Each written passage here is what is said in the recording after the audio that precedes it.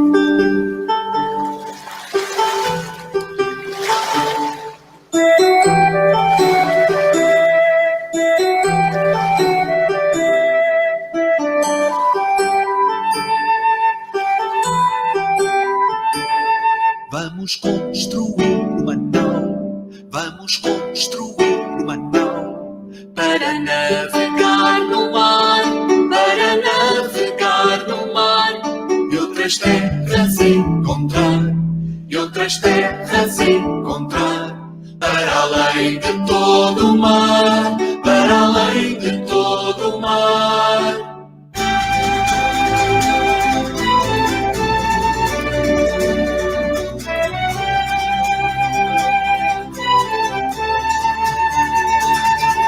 De Sagres a Macau, de Sagres a Macau, vamos navegar num sonho e enfrentar o mar medonho e outras terras encontrar, e outras terras encontrar, para além de todo o mar, para além de todo o mar.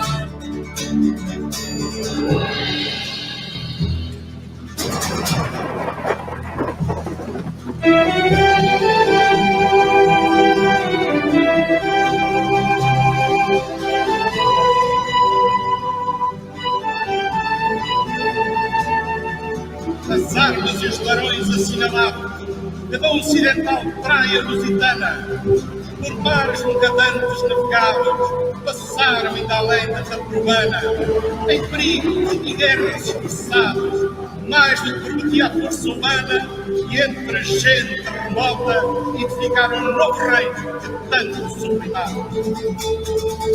O céu estrelado é o nosso guia, nossa fé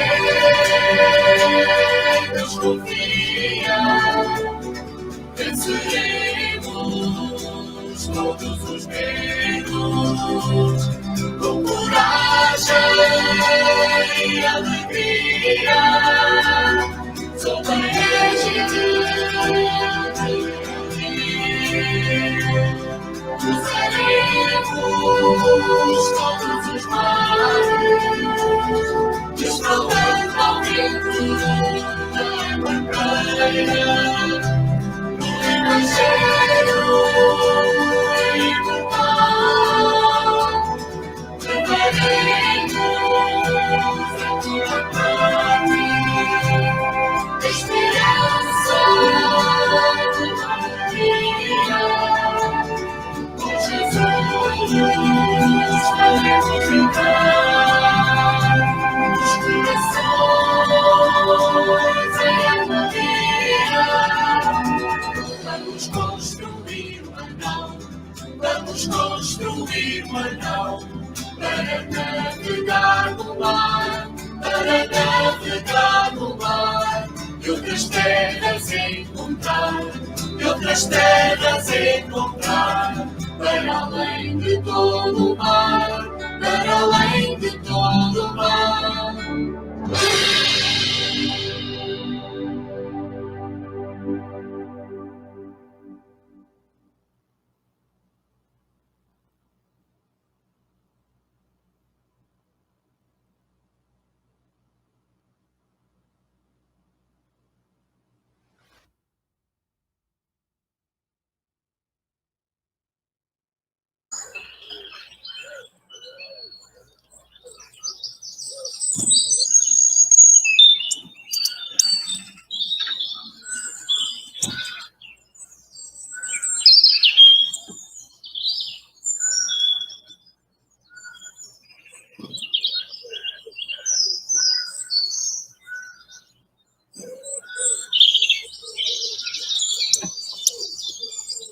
Olá, meu amigo Enzo, como é que vai você? Parece que os passarinhos estão a cantar. Isso é um bom sinal, você não acha? Claro, né? Sinal que a natureza está nos acolhendo. E é sinal que a gente tem que estudar Kardec. E Com principalmente toda o pensamento de Kardec. É verdade. O que ele pensava quando ele lançou a Revista Espírita? Isso é uma pergunta que eu sempre quis fazer a você. Poderia aproveitar esse momento e nos responder essa pergunta. Tenho certeza que até os passarinhos vão parar para ouvir. Pois é, meu querido Tavares. Como é importante, como está faltando isso, né? Estudar o pensamento de Kardec. E nós falamos tanto dele, mas o quanto ele é desconhecido no nosso meio, não é? Como nós precisamos conhecer esse homem. E eu fico preocupado duplamente, porque não é só Kardec que é bastante desconhecido, mas o próprio Jesus de Nazaré também. Mas nós temos possibilidade de descobrir, principalmente na Revista Espírita, porque penso eu que os livros do Espiritismo é o pensamento dos espíritos, mas a Revista Espírita, ela está recheada do que o codificador pensava e do que ele praticava. A Revista Espírita, eu acho que tem esse grande pensamento de Kardec. Não sei se eu estou errado. Se estiver, me corrija, que eu não vou ficar chateado, meu querido. Não, quem sou eu para corrigi-lo, meu querido Tavares? O que a gente pode fazer é tentar entender, a partir das próprias palavras do codificador, o que é que ele entendia sobre isso, né? Ele quando começa as suas publicações com o Livro dos Espíritos, né? Ele apresenta ali os aspectos filosóficos do pensamento dos espíritos, tanto que ele vai dizer que a única coisa que ele fez foi organizar os conteúdos, organizar as matérias, dar uma ordem didática ao pensamento dos espíritos. Você está certíssimo. Eu até amplio um pouco mais o que você falou. A obra como um todo é dos espíritos. E o Kardec é aquele compositor, ou melhor, é aquele maestro, né, que vai organizando, que vai conduzindo. Os espíritos traziam os seus pensamentos através dos médios, dos muitos médios, e ele ia coordenando toda essa construção, crescendo também com a própria obra. Você está certíssimo, meu querido. Foi não. Não, pode falar, meu querido. Salvo que eu esteja enganado, a Revista Espírita lançou em 1º de janeiro de 58. Então, nós temos 18 de abril de 57, o Livro dos Espíritos já estava com 501 perguntas, se não me falha a velha memória. Porque ele só lança, acho que é em 60, mais ou menos, já a versão com as 1.019 perguntas.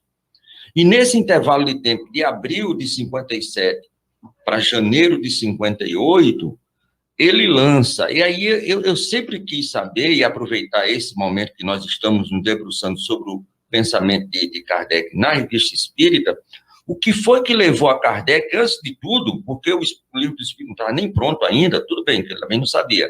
Não tinha Livro dos Médiuns, não tinha Evangelho, não tinha Céu e Inferno, né? Nem o que é o Espiritismo tinha também. E ele lançou. Qual foi o grande objetivo? O que é que estava por trás? Qual era o pano de fundo daquele 1º de janeiro de 1858? Assim, Tavares, aí a gente entra no universo, que é uma coisa que é importante a gente sempre cuidar. E às vezes a gente esquece desse detalhe. Kardec, ele não fez nada ao acaso, ele não escreveu uma vírgula fora do lugar ou feita de qualquer jeito. Tudo tem motivo, tudo tem fundamentação, não é? Nada ele escreveu em eu acho, né?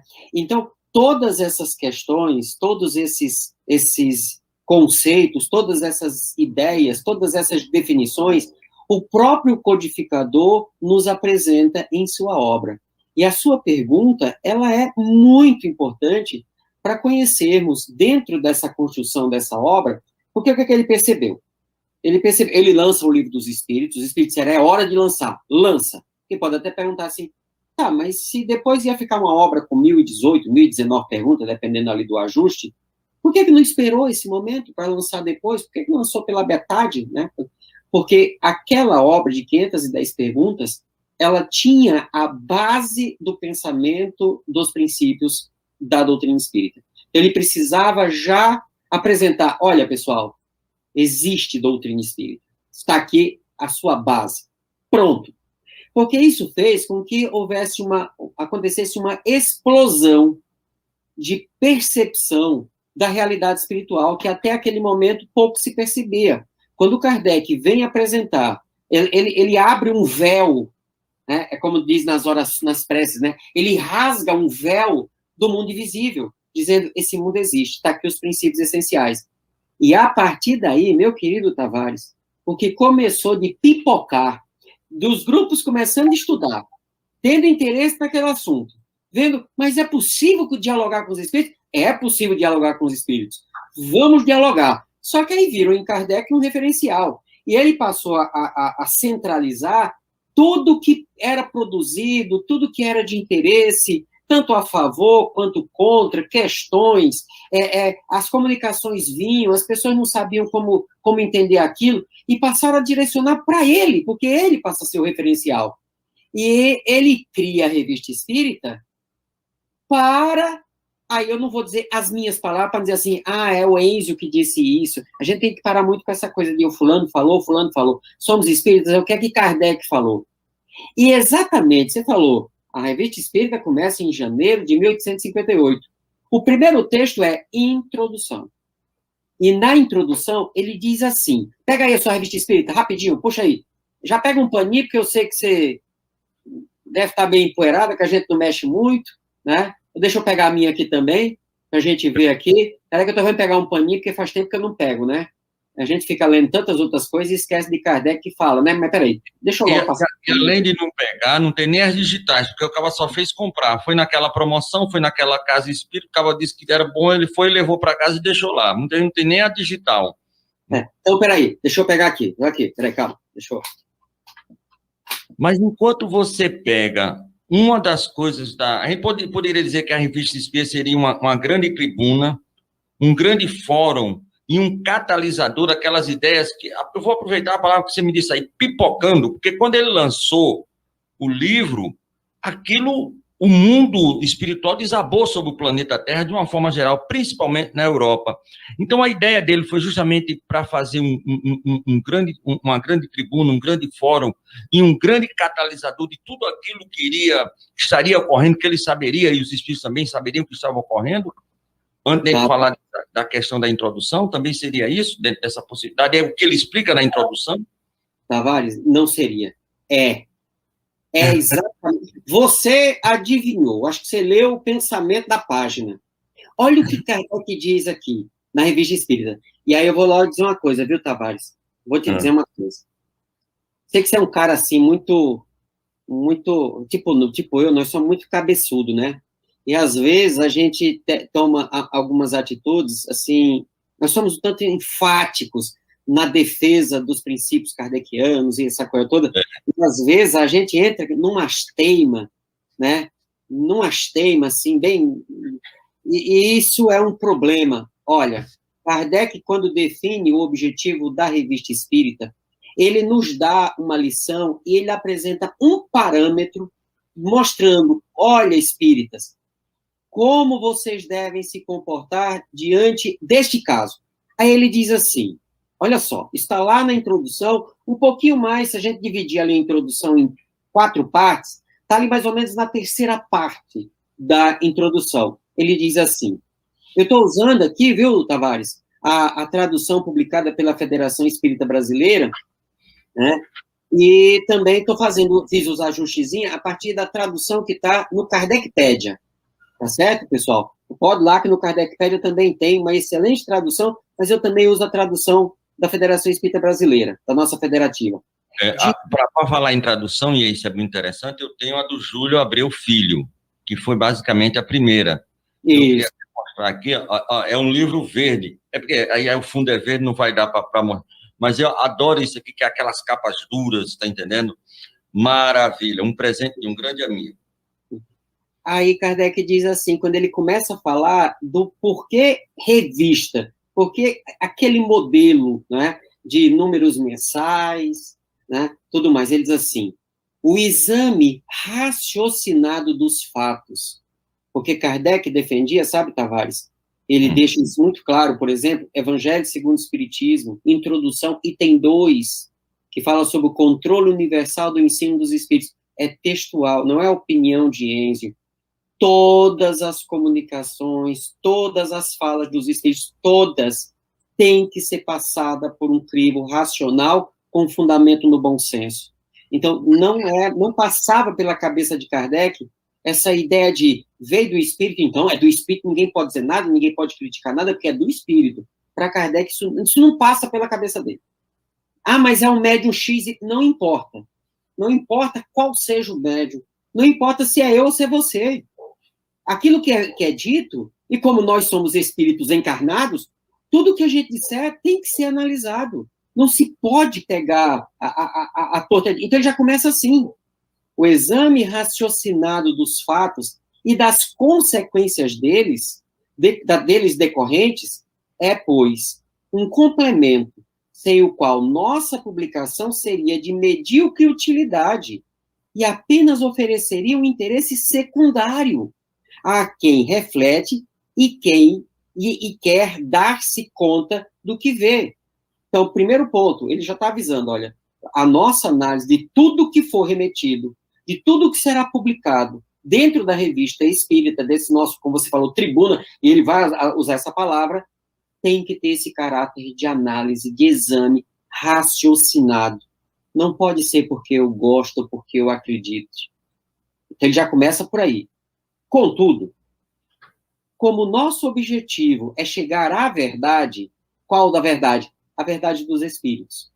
Acolheremos todas as observações que nos forem dirigidas e, tanto quanto permitir o estado dos conhecimentos adquiridos, porque ele sabia que isso ia crescendo, né? As informações iam as revelações iam chegando, tinha que se fazer esse exame racional, com bom senso, né? Então, à medida que isso fosse acontecendo, o estado dos conhecimentos, procuraremos resolver as dúvidas e esclarecer os pontos ainda obscuros. Aí ele diz, é textual, então não é a opinião de Enzio, sabe, Tavares? Não é a opinião de qualquer pessoa. É o texto do próprio codificador, do pai da revista. Nossa revista será, assim, uma tribuna. O que é uma tribuna? É um local onde todos podem expor o seu pensamento.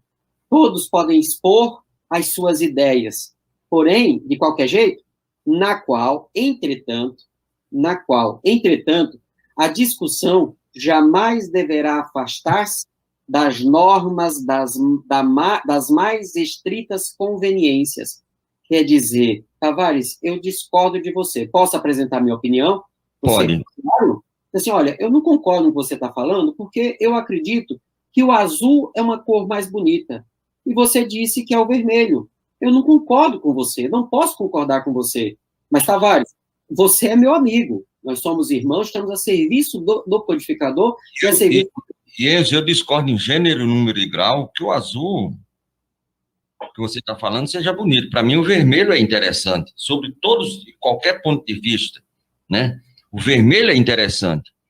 O azul seu pode ser muito bonito, mas a tribuna, no meu modo de ver, vai fazer, porque a gente pode dizer assim, então vamos fazer o seguinte, com todo respeito, vamos fazer um tete-a-tete, vai ficar metade vermelho e metade azul.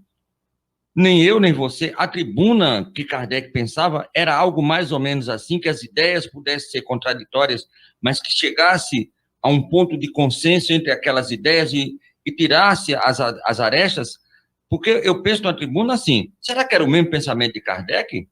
A próxima frase, ele resolve. A próxima frase, na sequência, numa palavra, quer dizer, em síntese, para fechar a confusão. Discutiremos. Mas, aí eu prefiro a tradução que você tem, né? Nunca disputaremos. Discutiremos, mas nunca disputaremos. Mas lembre que antes dele colocar discutiremos, ele diz assim, sem nunca ultrapassar as normas da boa educação. Que é o que ele coloca em outras palavras. E aí as inconveniências de linguagem jamais foram boas razões aos olhos da gente sensata. Quer dizer, às vezes, Tavares, nós vamos discutir, porque você falou a manga, né? Ou melhor, deixa eu pegar um outro exemplo. Você diz assim, Eide, bom é pão seda, né? E eu dizer assim, que nada, Tavares, negócio de pão seda, você tá louco? Bom é pão de leite. E aí você, que negócio de pão de leite? Que aí você imagina um pão com leite, como é que é isso? E um pão com seda, naqueles bichos da seda, como é que pode? O problema é que o pão seda da nossa terra é chamado de pão de leite aqui no sul. E a gente só falta puxar as peixeiras um para o outro, porque nós estamos defendendo o pão que a gente gosta e falando do mesmo pão.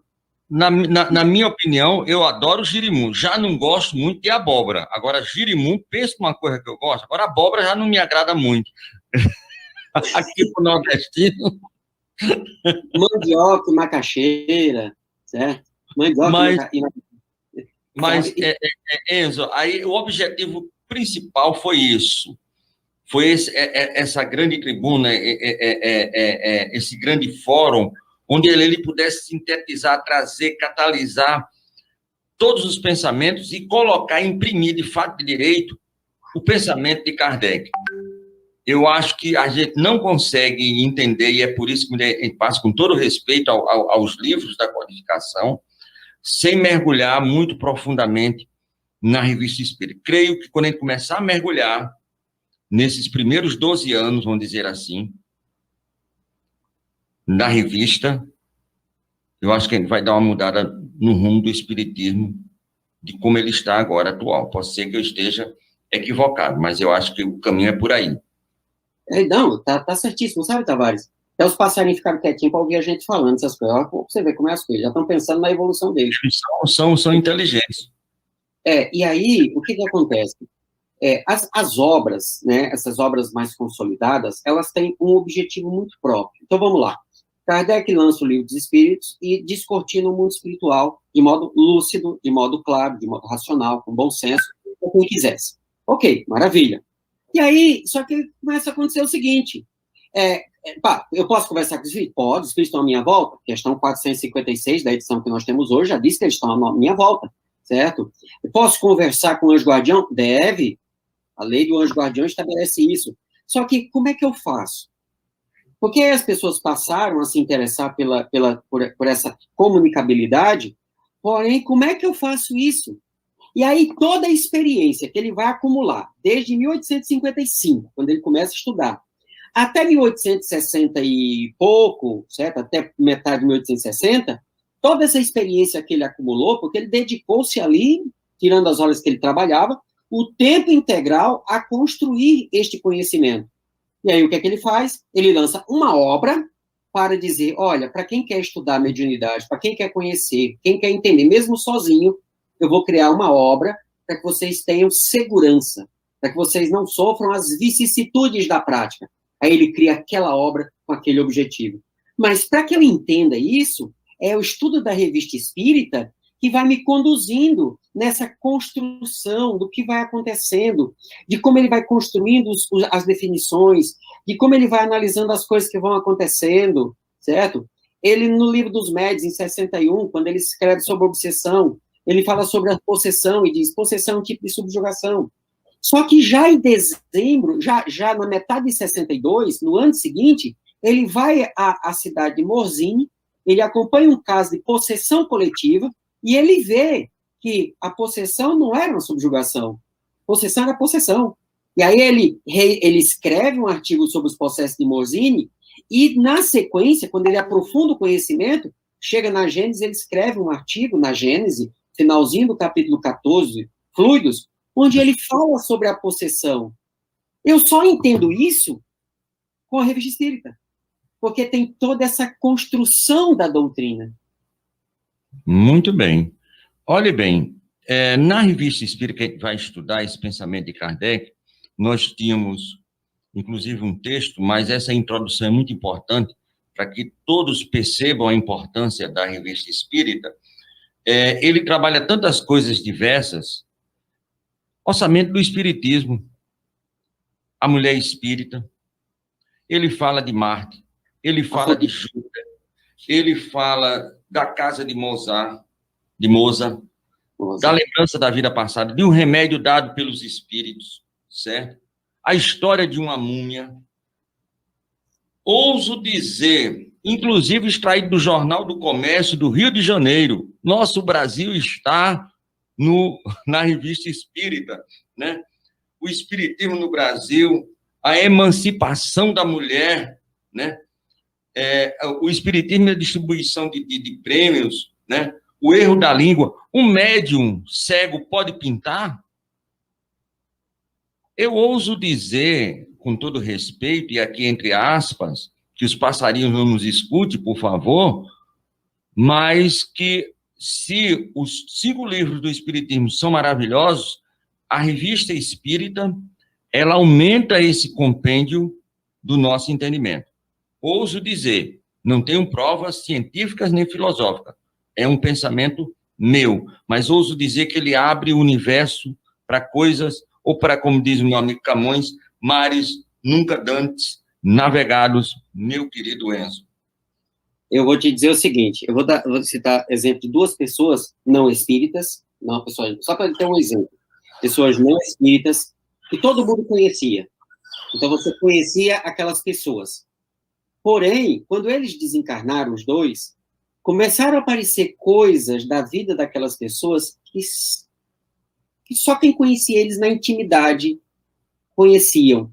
Quer dizer, quanto você passa a compreender com mais detalhe quem são aquelas pessoas, quando você conhece isso que não é o que está à frente, que foi Ayrton Senna, e agora, há poucas semanas, o humorista Paulo Gustavo. Né?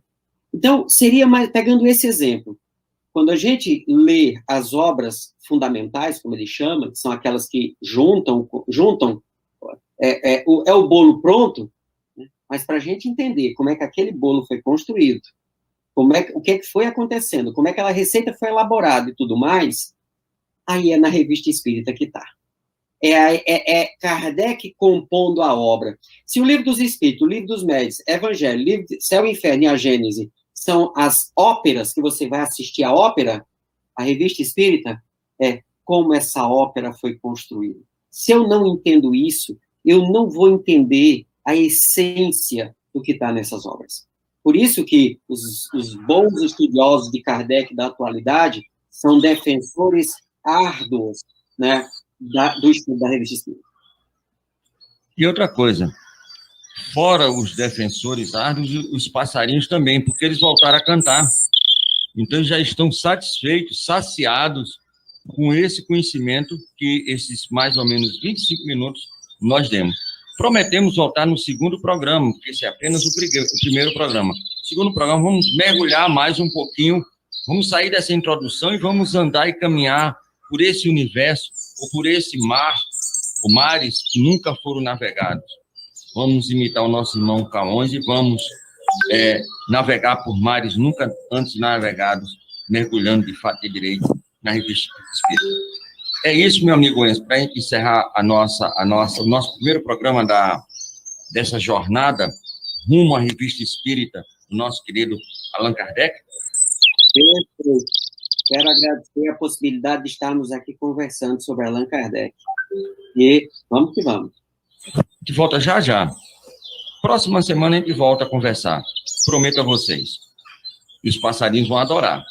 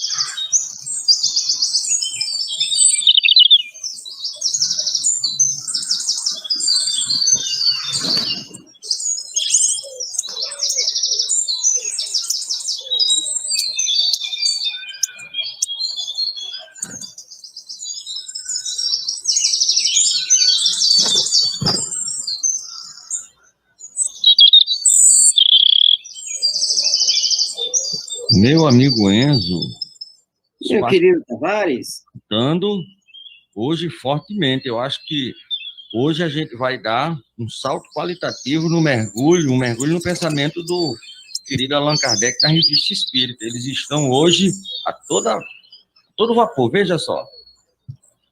pois é, né? Deixa a gente até encantado. São os pássaros, os elementos vivos da natureza, querendo conhecer Kardec. Eles se pararam, a gente vai começar o estudo, porque até nisso eles têm respeito. Pois é, né? E aí, me conte, como é que as coisas estão? Amigo, para falar a verdade, depois daquele primeiro encontro que nós tivemos, eu estive conversando com algumas pessoas amigas e elas falaram bem interessadas em abrir uma casa espírita. E até me perguntaram se era interessante o estudo, lógico, evidentemente, o estudo da Revista Espírita, e eles estão em dúvida de como abrir a casa. Eu digo, olha, você tem lá no livro dos médiuns, num dos outros capítulos, como é o regulamento de uma casa espírita. Eles disse, não, isso aí a gente sabe, mas a questão é o que a gente vai fazer? Estudo? Vamos fazer obras assistenciais, vamos fazer caridade através da desobsessão, através das reuniões privativas ou reuniões públicas. Para onde é que a gente vai dirigir? E a gente quer trabalhar muito com a caridade. E alguém me fez uma pergunta interessante, o que é a caridade? Eu digo, olha, está lá na questão 886 do Livro dos Espíritos, mas se não me falha a memória, uma vez você me falou que tem um texto de Kardec muito explicativo, muito afirmativo sobre essas possibilidades, não é isso, querido? Exatamente. A questão do estudo, né, antes da gente olhar essa questão da caridade, como eles querem compreender, o estudo é fundamental e o próprio Kardec defende isso. As atividades, elas têm que começar com um estudo prévio, para que nós saibamos o que estamos fazendo. É tanto que é o que nós estamos fazendo aqui, estudando o entendimento do codificador sobre o que é a caridade, para podermos aplicá-la conforme ele nos sugere. Mas você falou muito bem. Na semana passada, né, naquele nosso último encontro, nós vimos ali na introdução, em 1858, janeiro, né, Kardec nos mostrando qual é o seu objetivo. E a Revista Espírita, ela segue por 12 anos e mais alguns meses, até o mês de março do 13º ano, quando o codificador retorna para o mundo espiritual, e como a gente comentava, foi feita uma construção do entendimento daquilo que consolida o Espiritismo. E é lá quase no último ano, né? Quase no último ano, em 1868, na Revista Espírita de dezembro, Tavares. Puxa aí a Revista Espírita de dezembro.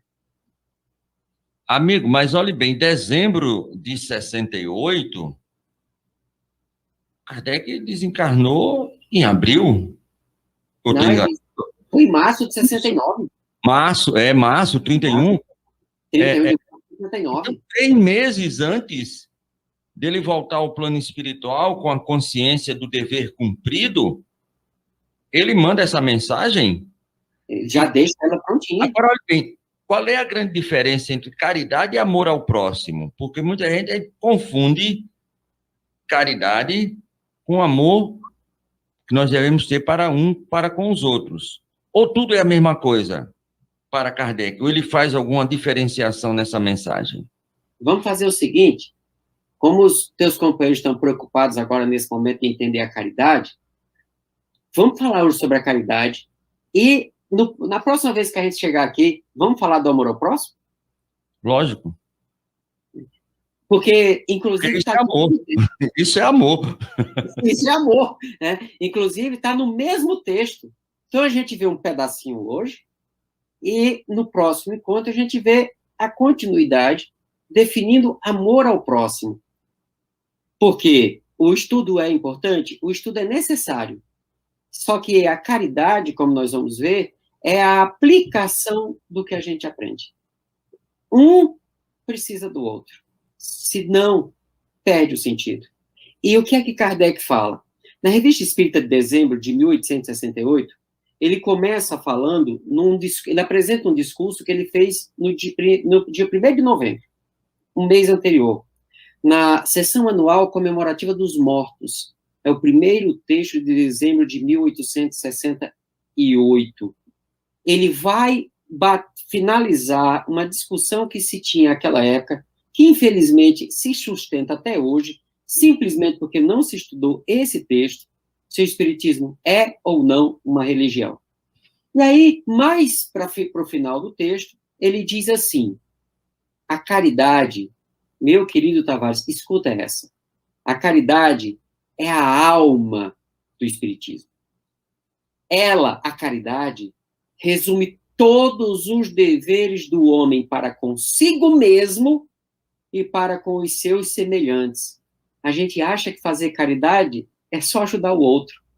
Só que, se eu não me transformo enquanto eu ajudo o outro, essa caridade está capenga. Olha o que ele fala. Eis porque podemos dizer que não há verdadeiro espírita sem caridade. Mas veja, ela resume todos os deveres do homem para consigo mesmo e para com os seus semelhantes.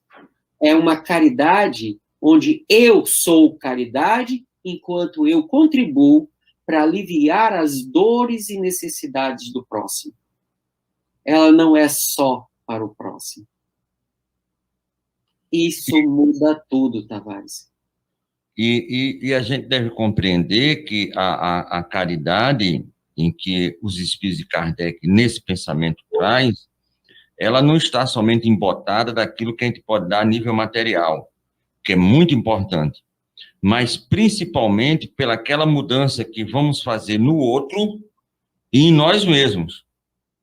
Porque senão, como você falou, é coisa capenga. Eu ajudei todo mundo e não ajudei a mim. Eu modifiquei todo mundo, eu não, mas eu ensinei o caminho de modificar todo mundo e as pessoas fizeram isso por livre escolha e eu fiquei, né, para trás nessas possibilidades, não só dizer. Ele traz isso bem claro para quem quer, de fato de direito, adentrar na seara espírita, que tem um pouquinho mais de boa vontade em fazer as coisas, né? Não é só boa vontade, é um pouquinho mais. E ele sabendo disso, olha o que é que ele continua no texto. Ele sabendo dessa multiplicidade de compreensão da caridade, ele, acredito, né, estamos aqui supondo, que ele passou assim, mas peraí, eu tenho que falar que a caridade é a referência, sem ela não tem espiritismo, não tem espírita, mas como cada um entende caridade do seu jeito, porque entende que caridade é ajudar na necessidade do outro, e como cada um tem as suas necessidades, então cada um vai pensar que caridade é só fazer aquilo. Então, peraí, então deixa eu já deixar certinho. Mas a caridade ainda, segundo o que ele escreve, uma dessas palavras de sentido múltiplo, cujo inteiro alcance deve ser bem compreendido. O inteiro alcance. Então, não é só o que eu penso. Deve ser bem compreendido. E se os espíritos não cessam de pregá-la e defini-la, é que provavelmente eles reconhecem que isso ainda é necessário.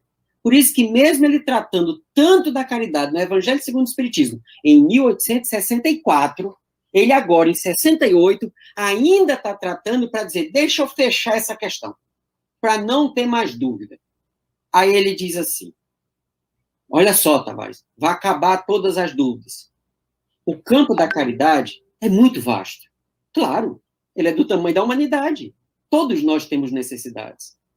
Ele compreende, ele quem? O campo da caridade. A atuação. O campo aqui é a ideia da atuação da caridade. Então, o campo é aonde ela alcança, certo? O campo da caridade é muito vasto. Ele compreende duas grandes divisões, que na falta de termos especiais, de outras palavras, podemos designar pelas expressões. Então, ele vai dividir os tipos de caridade em dois grandes grupos. O que ele chama de caridade beneficente e caridade benevolente. Olha só que coisa linda, Tavares. Caridade beneficente, caridade benevolente. Aí agora ele vai explicar o que é isso. Ele vai explicar. Você quer chutar? Prefiro não, com medo de errar, mas eu posso lhe dizer o seguinte, que é o pensamento de que você tem que ser aquilo que você quer no mundo. Que depois, lá na frente, um cara colocou isso de forma também muito clara. Então, eu não posso fazer a caridade, fazê-la sem que eu seja caridoso e exigir que as pessoas sejam caridosas. Assim como eu também não posso ser um pacífico de fora, mas com a guerra dentro de mim. Porque o que o Gandhi fala é o seguinte: você tem que ser o agente da coisa que você quer ver no mundo. Então, eu quero um mundo pacífico, tem que ser pacífico. Mas eu tenho que ter essa passividade, no sentido de paz, dentro de mim. Porque se eu não tiver, vai ser um exercício muito forte que não vai ter um proveito muito grande. Vai ter um proveito, mas não vai ser aquilo que a gente vai pensar. Aí deixa eu só terminar aqui, a gente vai lá para o livro Voltei, que eu acho que é um bom exemplo disso aí, o nosso queridíssimo Frederico Vidian, o Jacó. Eu fiz a caridade, eu fiz isso, eu trabalhei, e os cabas aqui nem sabem quem eu sou, meu amigo. Eu falei aqui que eu sou Tavares, eu sou Enzo, e o pessoal não está nem aí para mim. Eu acho que o livro, eu não sei se eu acertei ou não, mas eu acho que é mais ou menos isso, penso eu. Perfeito. E me deu até vontade de cantar a melodia, né? Aquela luz em forma de canção do nosso querido Nando Cordel, né? A paz do mundo. Eu só não vou cantar aqui, porque se eu cantar, eu queimo os equipamentos, né? Não, e tem os passarinhos aqui, né, meu amigo? Aí os bichinhos já estão escutando, estão tranquilos, vão embora, aí pronto. Aí Vão embora, né? Mas é como ele fala, a paz do mundo começa em mim. Então, na ideia, quando a gente vê esse finalzinho aqui de Kardec, a gente vai ver que é esse o sentido da caridade, quando ele divide desses dois tipos, beneficente e benevolente. Aí ele diz, e você fez uma coisa muito sábia, sabe, Tavares? Eu perguntei, você quer chutar? Você diz, não, ainda não. Mas isso não impede você fazer do jeito que você entende. Só que na hora que você se torna espírita e você quer viver a mensagem espírita, nós temos que... Aí é a questão do estudar. Por que estudar? Para que eu entenda como o codificador apresenta e eu, nesse impulso que eu já venho de ajudar, agora ajudar com a diretriz espírita, que é, antes de qualquer coisa, a diretriz do Cristo. Aí não tem como errar, Tavares. Aí você foi muito sábio. Aí, olha o que ele fala. Compreende-se facilmente a primeira. Qual? Caridade beneficente. Que é naturalmente proporcional aos recursos materiais de que se dispõe. Mas a segunda está ao alcance de todos. Então, peraí. Vamos ver a primeira. Caridade beneficente. É a que nós chamamos de caridade material. É agora, por exemplo, aqui no Sul. Aqui no Sul esfriou agora. Né? Hoje, aqui onde eu moro, estava 7 graus às 7 horas da manhã. Amanhã a previsão é 4 graus. Tem lugar aí que vai estar mais frio. Tem gente que não tem condição de ter um agasalho. Só que, às vezes, eu tenho 2, 3, fui lá, peguei uma promoção, comprei um agasalho novo. Por que eu vou ficar com um bom, só que já está mais antigo, se eu já comprei um novo? Então, eu cedo faço uma doação para uma instituição que ainda vai ganhar um troquinho num bazar, aqui no Sul é muito comum, né? Porque aí a pessoa vai lá e ela paga um mínimo para dizer assim, eu comprei, o meu suado dinheiro, eu comprei. Né? Então, você você atua em várias frentes. Né? Então, dentro do que eu posso, materialmente falando, o alimento, o agasalho, certo? Essa é a primeira, caridade beneficente. Então, já pode falar para os companheiros, olha, temos que estudar direitinho para saber como atuar materialmente de modo a dignificar as pessoas. Maravilha. Agora vem a outra, caridade benevolente, que aí ele diz, mas a segunda está ao alcance de todos, tanto dos mais pobres quanto dos mais ricos. Se a beneficência é forçosamente limitada, que ela depende de recursos materiais, nada além da vontade poderia estabelecer limites à benevolência. E ele explica. O que é preciso, então, para praticar a caridade benevolente? Lá no Evangelho segundo o Espiritismo, no capítulo 15 e 16, ele já explicou o que é benevolência. Aqui ele está trazendo novamente. O que é preciso, então, para praticar a caridade benevolente? Amar ao próximo, como a si mesmo. Ora, se amarmos ao próximo como a nós mesmos, amá-lo-emos muito, agiremos para com os outros como gostaríamos que os outros agissem para conosco. Não desejaremos nem faremos mal a ninguém, porque não gostaríamos que Nolo fizesse. E você sabe qual é o ato mais simples da caridade benevolente? Ontem foi o dia do abraço. É uma caridade onde você doa os seus fluidos, onde você doa o que você tem de mais puro. E, magneticamente falando, aí vamos partir para o ponto do magnetismo, que Kardec muito bem estudou, ele era um discípulo de Anton Mesmer. Quando a gente abraça, a gente junta todos os chakras, né? Então, aquilo que a gente estuda, cardíaco, esplênico, né? Básico, a gente se junta nisso, certo? Mas eu queria lhe fazer uma pergunta. Esse discurso que está em 68, em dezembro, ele foi feito em novembro, ele foi feito num dia de finados, e dia de finado é dia dos mortos. Então, na verdade, esse discurso ele está falando para os mortos, que para a gente são os desencarnados. Isso não levanta uma lebre que a caridade maior do Espiritismo, aí já passando para os nossos irmãos, também tem que ser a nível dessa multidão incalculável de seres criados por papai, que voltam diariamente para o plano espiritual, sem a menor noção que desencarnar e muitas vezes continuam suas vidas por dias, por meses, anos, séculos. E se der tempo, eu vou dar um caso de milênios. Claro, Tavares. Quem está falando disso aí? É por isso que ele fez discurso num dia de finado, né? Claro. E, assim, para Kardec, ele não tinha isso que hoje muito de nós ainda temos, justamente por ter estudado pouco. E nós que estudamos mal feito. E agora estamos reestudando, buscando esse entendimento, né? Para Kardec, não tinha essa história. Quando ele fala de mundo espírita, mundo material, é simplesmente para localizar, porque quando estamos encarnados, nós sofremos a influência do corpo, então estamos num estado temporariamente diferente.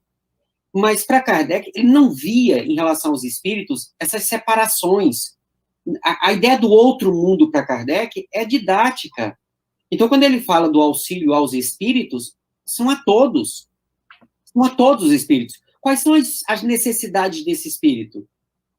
Qual? Está vivo ou está morto? Não, desse espírito que está morto, desencarnado, né? Morto porque já passou pelo fenômeno da morte. Ele precisa de esclarecimento. Então, como é que nós oferecemos esse esclarecimento?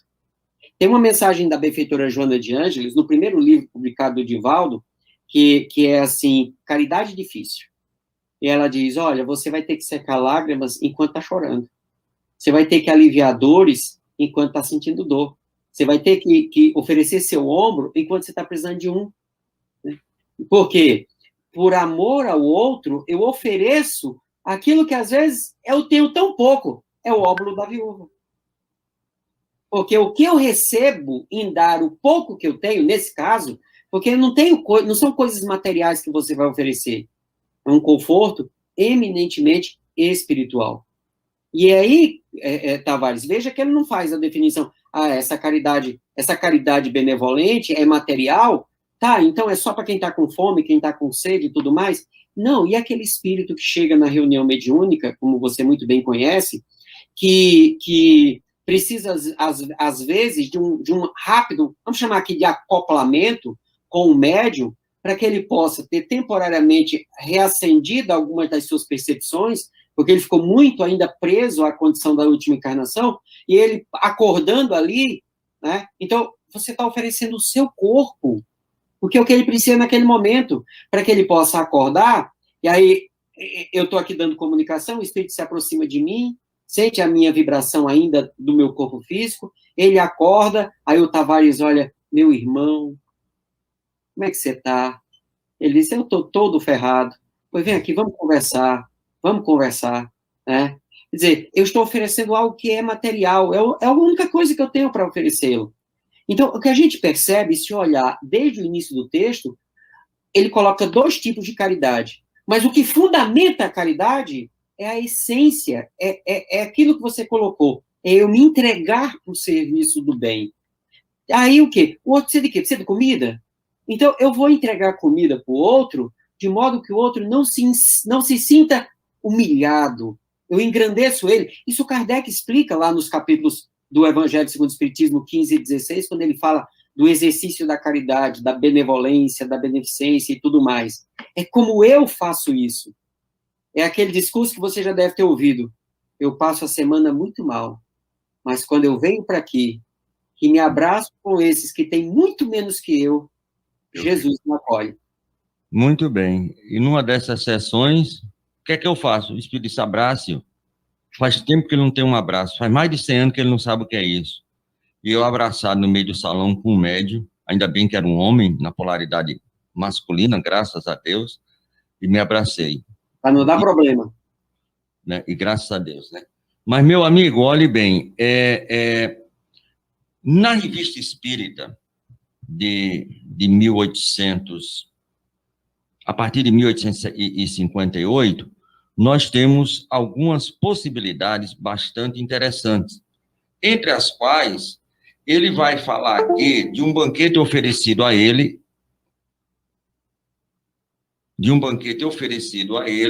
certo? Os anjos decaídos, o ato de Barcelona, que aí todo mundo conhece, o verdadeiro pensamento de Kardec está aqui, controle dos ensinos dos espíritos, uma comunicação avesso.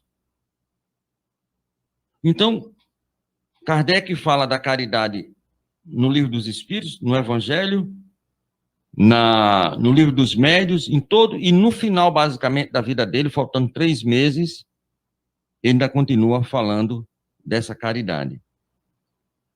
A bandeira do Espiritismo é que fora da caridade a gente não vai para lugar nenhum, nem evolui, nem se salva. E dizendo, não há verdadeiro espírita sem caridade. Qual caridade? Essa caridade onde eu sou a caridade. Onde eu sou a caridade. Um exemplo que nós temos, sabe, Tavares, dizer assim, mas será que eu estou fazendo isso aqui? Deixa eu perguntar uma coisa para você.